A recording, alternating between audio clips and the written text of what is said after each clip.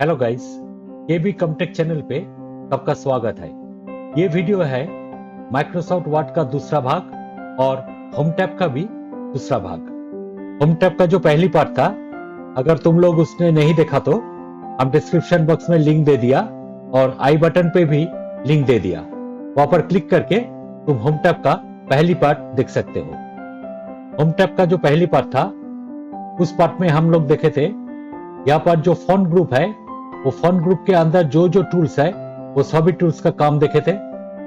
और यहाँ पर जो क्लिपबोर्ड ग्रुप है, वो क्लिपबोर्ड का भी जो जो टूल्स है वो टूल्स का काम देखे थे।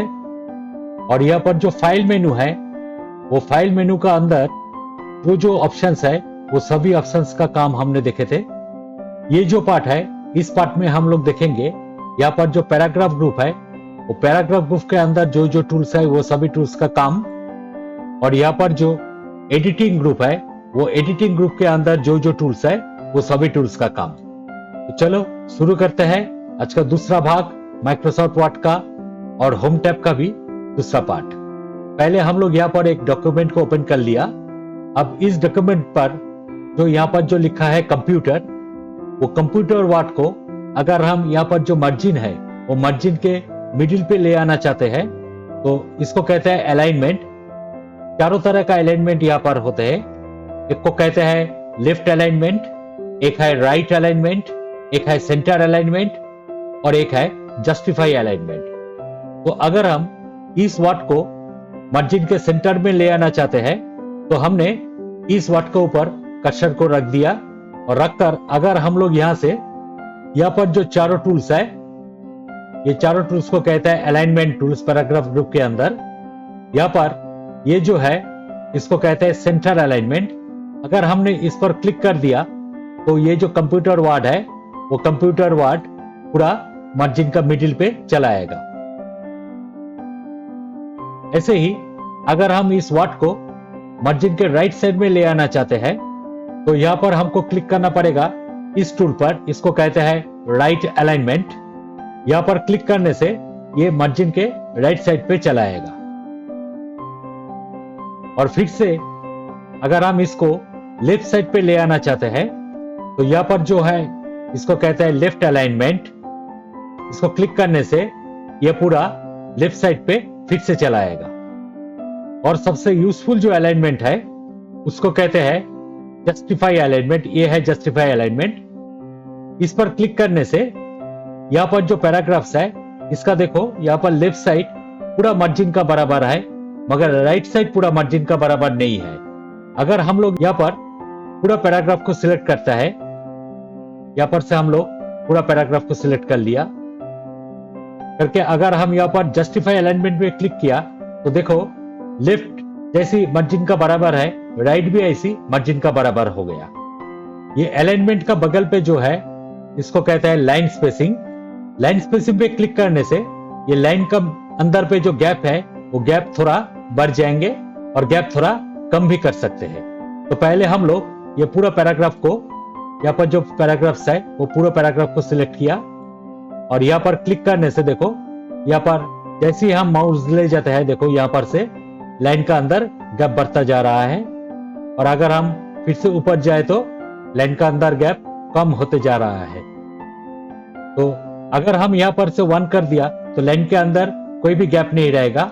और नॉर्मली जो रहते हैं वो है 1.15, ये नॉर्मली रहते हैं। इसका पास जो है इसको कहते हैं शेडिंग। शेडिंग का मतलब होता है अगर हमने यहाँ पर पूरा पैराग्राफ को सिलेक्ट किया और जो भी पैराग्राफ को हमने सिलेक्ट करेंगे उसका पूरा बैकग्राउंड ये चेंज कर देंगे। पहले हम लोग एक देखा था फॉन्ट ग्रुप के अंदर पे, यहाँ पर है हाईलाइट। इसको कहते हैं हाईलाइट कलर। हाईलाइट जो होता है वो क्या होता है, जैसे हमने बुक पे कोई इंपॉर्टेंट लाइन को हाईलाइट करते हैं वो हाईलाइट हो जाता है। मगर यहाँ पर जो है शेडिंग, इससे यहाँ का पूरा बैकग्राउंड कलर चेंज हो जाएगा। जैसे हमने यहाँ पर ये 2 पैराग्राफ को सिलेक्ट करते हैं, ऐसे सिलेक्ट कर दिया और यहाँ पर ड्रॉप डाउन एरो पे क्लिक करने से यहाँ पर जो भी कलर हमको पसंद है उस पर क्लिक करने से देखो पूरा बैकग्राउंड कलर चेंज हो गया। फिर से इसको हटाना है तो ये पैराग्राफ को हमने फिर से सिलेक्ट किया। सिलेक्ट करने के बाद यहाँ पर से हमने कर दिया नो कलर, तो यहाँ पर से पूरा बैकग्राउंड हट जाएगा। इसका पास जो है इसको कहते हैं बॉर्डर्स। बॉर्डर्स का मतलब होता है अगर हमने कोई भी पैराग्राफ का साइड पे बॉर्डर देना चाहता है, मान लो इस पैराग्राफ के ऊपर हमने कर्सर रख दिया और इस पैराग्राफ के ऊपर हमने बॉर्डर देना चाहता है, तो यहाँ पर ड्रॉप डाउन एरो पर क्लिक करके हमने यहाँ पर से बोल सकता है आउटसाइड बॉर्डर। तो देखो यहाँ पर से एक आउटसाइड बॉर्डर हो गया। और इसको अगर हटाना है तो यहाँ पर फिर से क्लिक करके हमने यहाँ पर से बोल सकता है नो बॉर्डर, तो यहाँ पर से बॉर्डर हट जाएगा। और अगर हम लोग चाहे तो इस बॉर्डर के ऊपर थोड़ा डिजाइन भी दे सकते हैं, तो इसीलिए हमको यहाँ पर क्लिक करना पड़ेगा। क्लिक करके यहाँ पर से जाना पड़ेगा borders and shadings. Borders and shadings पे क्लिक करने से यहाँ पर border and shading dialog box open हो जाएगा। यहाँ पर हम लोग क्लिक किया बॉक्स पे क्लिक करने के बाद यहाँ पर जो स्टाइल है, स्टाइल के अंदर हम कोई भी स्टाइल यहाँ से ले सकते हैं। जैसे हमने ये स्टाइल ले लिया, यहाँ पर से हम कोई भी कलर भी ले सकते हैं, जैसे हम ये कलर ले लिया। और यहाँ पर से विड्थ भी ले सकते हैं, जैसे हम ये विड्थ ले लिया। लेकर अगर हमने ओके पे क्लिक किया तो देखो ये साइड से ऐसे बॉर्डर हो गया। और अगर इस बॉर्डर के पीछे हम लोग शैडो देना चाहता है तो यहाँ पर फिर से बॉर्डर्स एंड शेडिंग पे क्लिक किया और यहाँ पर शैडो पे क्लिक करके ओके कर दिया, तो देखो इस बॉर्डर के पीछे एक शैडो चला आया। और इसको शेडिंग देना है तो हम लोग यहाँ पर शेडिंग ऑप्शन पे भी क्लिक कर सकते हैं और यहाँ पर क्लिक करके हम लोग जा सकते हैं बॉर्डर्स एंड शेडिंग्स। यहाँ पर से हमको क्लिक करना पड़ेगा ये शेडिंग टैब पर। शेडिंग टैब पर क्लिक करने से यहाँ पर जो फील है, ये फील के ड्रॉप डाउन एरो पे क्लिक करके हम लोग यहाँ से कोई भी एक शेड दे सकते हैं और ओके करेंगे तो यहाँ पर देखो शेड हो गया।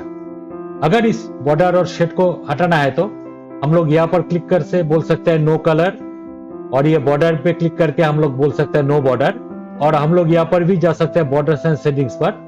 ये बॉर्डर्स एंड शेडिंग्स जो डायलॉग बॉक्स है, यहाँ पर हमने बॉर्डर्स का अंदर पे जो नाम है यहाँ पर क्लिक कर दिया और शेडिंग पे जाकर यहाँ पर फिल पे क्लिक करके यहाँ पर से भी नो कलर कर सकते हैं। अगर हमने ओके पे क्लिक कर दिया तो देखो यहाँ पर शेडिंग और बॉर्डर दोनों हट गया। इसका ऊपर जो है इसको कहते हैं बुलेट्स। बुलेट्स का मतलब होता है अगर हमने यहाँ पर कोई पॉइंट लिखना चाहे तो या फीचर लिखना चाहे तो उसके लिए हम बुलेट्स या नंबरिंग यूज कर सकते हैं। बुलेट्स देने के लिए पहले हमको इस पर क्लिक करना पड़ेगा। क्लिक करने से देखो यहाँ पर एक डॉट आ गया। इसका पास हमने कुछ फ्रूट्स का नाम लिख दिया, जैसे हमने यहाँ पर कुछ फ्रूट्स का नाम लिख दिया और एंटर देने के बाद यहाँ पर फिर से एक डॉट चला आएगा। फिर लिखने से फिर एंटर देने के बाद यहाँ पर और भी एक डॉट चला आएगा। और अगर हमने यहाँ पर से डॉट को हटाना चाहते हैं तो यहाँ पर फिर से क्लिक करने से देखो ये बुलेट यहाँ पर से हट गया। और अगर नंबरिंग देना है तो इसका पास पे जो है इसको कहता है नंबरिंग। नंबरिंग का मतलब होता है बुलेट्स पे जैसे डॉट होता है, नंबरिंग पे ऐसे 1 2 3 4 ऐसे होता है। हमने यहाँ पर क्लिक किया, फिर यहाँ नंबरिंग पे क्लिक किया, देखो यहाँ पर 1 चला आया। फिर से हमने यहाँ पर उस फ्रूट्स का नाम लिख दिया और यहाँ पर से अगर ये पॉइंट को हटाना चाहते हैं तो फिर से नंबरिंग पे क्लिक किया और यहाँ पर से पॉइंट हट गया। और अगर यहाँ पर जो बुलेट्स है इसको कहते हैं डिस्क। इसको अगर हमने चेंज करना चाहे तो ये पूरा जो बुलेट्स है, ये पूरा बुलेट्स को हमने सिलेक्ट किया और यहाँ पर बुलेट्स का पास जो ड्रॉप डाउन एरो है यहाँ पर क्लिक किया। क्लिक करने से देखो यहाँ पर डिफरेंट तरह की स्टाइल है। जो भी स्टाइल हमको पसंद वहां पर क्लिक करने से देखो यहाँ पर स्टाइल चेंज हो जाएगा। ऐसे ही अगर हम नंबरिंग को चेंज करना चाहता है तो यहाँ पर नंबरिंग को सिलेक्ट किया। नंबरिंग को सिलेक्ट करने के बाद इसका पास जो ड्रॉप डाउन एरो है यहाँ पर क्लिक किया। क्लिक करने से हमने यहाँ पर से एबीसी कर सकता है या रोमन 1 2 3 कर सकता है या स्मॉल एबीसी कर सकता है। कोई भी हम यहाँ पर से स्टाइल ले सकते हैं। मगर नॉर्मली जो होता है बुलेट्स के लिए ऐसे डॉट होता है, डिस्क होता है, और नंबरिंग के लिए ऐसे 1 2 3 4 होता है। नेक्स्ट यहाँ पर जो है इसको कहता है इंक्रीज इंडेंट और इसको कहता है डिक्रीज इंडेंट। इंडेंट का मतलब होता है यहाँ पर बाएं तरफ जो दिख रहा है इसको कहता है लेफ्ट इंडेंट और यहाँ पर दाएं तरफ जो दिख रहा है इसको कहता है राइट इंडेंट। इंडेंट का मतलब होता है अगर हमने यहाँ पर कोई भी पैराग्राफ के ऊपर अगर कर्सर रख दिया और यहाँ पर इंक्रीज इंडेंट पे क्लिक किया तो पैराग्राफ यहाँ पर से हाफ इंची करके इंक्रीज हो जाएगा, यानी छोटा होता जाएगा। जैसे देखो यहाँ पर हमने इंक्रीज इंडेंट पे क्लिक किया और पैराग्राफ हाफ इंची करके छोटा होता जा रहा है। और डिक्रीज इंडेंट पे क्लिक करने से वो फिर से बैक कर अपनी जगह पे चला आएगा हाफ इंची करके। इसका पास जो है इसको कहता है शॉर्ट। शॉर्ट का मतलब होता है सपोज हमने यहाँ पर कुछ नाम टाइप करके रखा है, अगर यहाँ पर जो नेम्स है ये नेम्स को हमने असेंडिंग या डिसेंडिंग ऑर्डर पे अरेंज कर सकते हैं। अगर हम यहाँ से सभी नाम को सिलेक्ट किया, सिलेक्ट करने के बाद अगर हम यहाँ से शॉर्ट पर क्लिक करेंगे तो ये यहाँ पर दिखाएंगे असेंडिंग ऑर्डर या डिसेंडिंग ऑर्डर। अगर असेंडिंग ऑर्डर पे क्लिक करके हमने यहाँ पर ओके पे क्लिक कर दिया तो देखो ये सब ascending order A to Z जैसे होता है ऐसे ये यहाँ पर अरेंज हो गया। और फिर से अगर हम डिसेंडिंग ऑर्डर पे क्लिक किया और यहाँ पर से ओके पे क्लिक किया तो देखो ये डिसेंडिंग ऑर्डर पे हो गया Z से A तक। इसका पास जो है इसको कहता है शो हाइड बटन।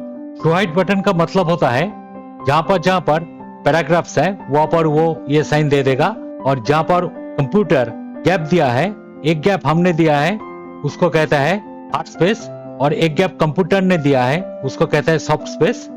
जहां पर कंप्यूटर ने गैप दिया है वो गैप को वो डॉट दिखाकर यहाँ पर दिखा देगा। तो हमने यहाँ पर क्लिक कर दिया तो देखो जहां पर पैराग्राफ्स है एंटर दिया हमने वहां पर वो ये साइन दे दिया, और जहां पर कंप्यूटर ने गैप दिया है देखो वहां पर एक एक करके डॉट दे दिया।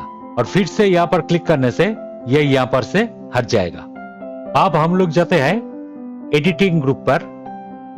एडिटिंग ग्रुप में होता है फाइंड, रिप्लेस, सिलेक्ट। फाइंड का मतलब होता है यहाँ पर डॉक्यूमेंट से हम कोई भी वर्ड को ढूंढ सकता है, और रिप्लेस का मतलब होता है हम कोई भी वर्ड को ढूंढकर उसे दूसरे वर्ड से रिप्लेस भी कर सकता है। मान लो हमने यहाँ पर कुछ टाइप करके रखा है, और अगर यहाँ पर से हमने डी को ढूंढना चाहता है, ई कैपिटल और एच स्मॉल, ये डी को ढूंढना चाहता है तो पहले हमको पूरा डॉक्यूमेंट पे शुरू होता है जहां से डॉक्यूमेंट वहां पर कर्सर रखना होगा। कर्सर रखकर अगर हम यहाँ से फाइंड पे क्लिक किया तो देखो बाएं तरफ एक पेन ओपन हो गया है, इसको कहता है नेविगेशन पेन। यहाँ पर हमने टाइप कर दिया टी कैपिटल में और एच ई। यहाँ पर जहां पर दी है टी एच ई वो सभी जगह वो येलो मार्किंग करके दिखा दिया। मगर यहाँ पर एक दिक्कत आ गया, क्या यहाँ पर जो कैपिटल दी है वो भी मार्किंग कर दिया, और दूसरे वर्ड के अंदर जो दी है जैसे यहाँ पर देन पे दी है, देयर पे दी है, वो भी मार्किंग कर दिया। तो अगर हमने यहाँ पर जो दी लिखा है वही टाइप का दी हमने यहाँ पर से ढूंढना चाहता है तो इसीलिए हमको यहाँ से जाना पड़ेगा एडवांस फाइंड पर। एडवांस फाइंड पर जाने के लिए यहाँ पर जो नेविगेशन पेन ओपन हुआ है जहाँ पर हमने दी लिखा है इसका दाएं तरफ जहाँ पर ड्रॉप डाउन एरो है यहाँ पर क्लिक करके अगर हम यहाँ पर से एडवांस फाइंड पे क्लिक किया तो यहाँ पर से एक find and replace dialog box open हो जाएगा। यहाँ पर फाइंड वर्ड पे लिखा है टी कैपिटल में और एच स्मॉल में। यहाँ पर जो मोर बटन है ये मोर बटन पे क्लिक करके यहाँ पर मैच केस जो ऑप्शन होता है यहाँ पर अगर हमने क्लिक कर दिया, जैसे दी हमने यहाँ पर लिखा है टी कैपिटल में और एच स्मॉल में, ऐसे जो केसेस दी है वो उसी दी को ढूंढेगा। और अगर हमने यहाँ पर फाइंड होल वर्ड्स ओनली पर क्लिक करेंगे तो दूसरे वर्ड पे जो दी है जैसे देन पे दी है, देयर पे दी है, वो उसको नहीं ढूंढेगा, ओनली दी जो है वो उसी को ढूंढेगा। हमने यहाँ पर से लेस पे क्लिक कर दिया। क्लिक करने के बाद अगर हमने यहाँ से फाइंड नेक्स्ट पे क्लिक किया दे तो देखो यहाँ पर जो दिया है यहाँ पर चला गया। फिर से फाइंड नेक्स्ट पे क्लिक करने से देखो यहाँ पर चला आया फाइंड नेक्स्ट, फाइंड नेक्स्ट।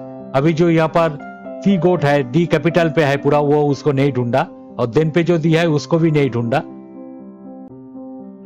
वो यहाँ पर ओनली हमने जैसे दी लिखा है उसी डी को सर्च कर रहा है। और लास्ट में यहाँ पर अगर हमने क्लिक कर दिया तो देखो यहाँ पर दिखा रहा है we are finished searching the document. यहाँ पर हमने ओके पे क्लिक कर दिया तो डॉक्यूमेंट सर्चिंग फिनिश हो जाएगा। नेक्स्ट ऑप्शन जो आता है यहाँ पर से ये है रिप्लेस। रिप्लेस का मतलब होता है अगर हमने चाहा तो यहाँ पर कुछ वर्ड पे जो दी है उसको हम ए से रिप्लेस कर सकता है, इसीलिए हमको पहले यहाँ पर रिप्लेस पे क्लिक करना पड़ेगा। रिप्लेस पे क्लिक करने पर देखो यहाँ पर find and replace dialog box open हो जाएगा। फाइंड वर्ड पे यहाँ पर दी लिखा हुआ है और रिप्लेस विद पे हमने लिख दिया है यहाँ पर कैपिटल ए। और यहाँ पर अगर हम मोर पे क्लिक किया तो देखो यहाँ पर दोनों जगह सिलेक्ट है क्योंकि ये पहले हमने सिलेक्ट किया था। और लेस पे क्लिक करने के बाद यहाँ पर अगर हमने फाइंड नेक्स्ट पे क्लिक किया तो देखो यहाँ पर पहली जो दी है वहां पर हो गया। अगर इस दी को हमने चेंज नहीं करना चाहता है तो यहाँ पर फिर से हमको फाइंड नेक्स्ट पे क्लिक करना पड़ेगा। तो यहाँ पर वो नेक्स्ट दी पे चला गया।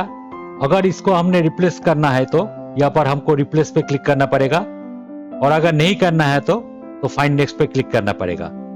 करना है तो रिप्लेस पे क्लिक करना पड़ेगा, और नहीं करना है तो फाइंड नेक्स्ट पे क्लिक करना पड़ेगा। ऐसे हमने ये सभी दी को जहां जहां हमने रिप्लेस करना चाहता है उसको हमने रिप्लेस कर दिया।